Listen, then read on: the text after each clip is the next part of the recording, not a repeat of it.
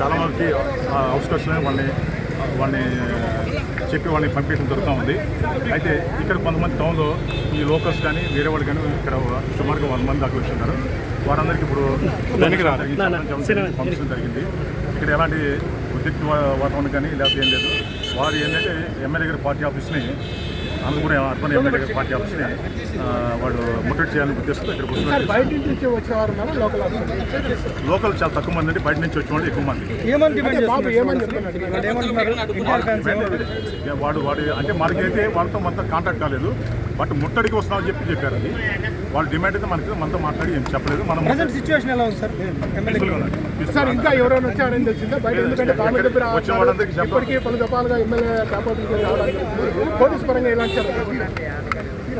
జిల్లా స్పీకర్ అందరినీ ఎలక్ట్ చేశారు. బయట నుంచి వచ్చే అన్ని వేవ్స్ అన్ని వాళ్ళని పోలీసు బందోబస్తు పెట్టడం జరిగింది. అందరినీ అదుపులో తీసుకోవడం జరిగింది. చాలామంది కూడా చెప్పి వెనక్కి కూడా పంపించడం జరిగింది. ఇక్కడ పర్మిషన్ ఇవ్వండి వెళ్ళిపోతున్నారు. ఇప్పటికైతే పరిస్థితి పీస్ఫుల్గా ఉంది. సార్, ఇప్పుడు ప్రధానంగా వాళ్ళు బయట ప్రాంతాల్లో ఇంకా నేను వాళ్ళు ఎవరు ఏం కానీ ఎవరు పని మీద ఉన్నాం. ఇది అయిన తర్వాత కానీ మనకు కాసేపు కానీ తెలియదు. సార్, ఇప్పుడు హైదరాబాద్ క్యాంపస్ దగ్గర ఎలాంటి వాతావరణం ఇంకా చాలా మంది వస్తారని సమాచారం కూడా ఉందని. అంటే కర్ణాటక ఇతర రాష్ట్రాలు అయితే ఏమి చిన్న ఇబ్బంది కూడా లేదు. బయట వచ్చే వాళ్ళు ఎక్కడికి వచ్చే వాళ్ళని కొంచెం గ్యాదర్ అయిన వాళ్ళందరినీ మేము వాళ్ళ యొక్క చర్యలను బట్టి అదుపులో తీసుకోవడం, లేకపోతే చెప్తే కొంతమంది వెళ్ళిపోతున్నారు, ఆ విధంగా చేస్తాం. ఇప్పటికే మన ఫ్లెక్సీలు చెప్పిన సమయంలో కూడా మీరు వాళ్ళు గుర్తించారు. ఎవరు బయట వాళ్ళు వచ్చారు? బయట వాళ్ళు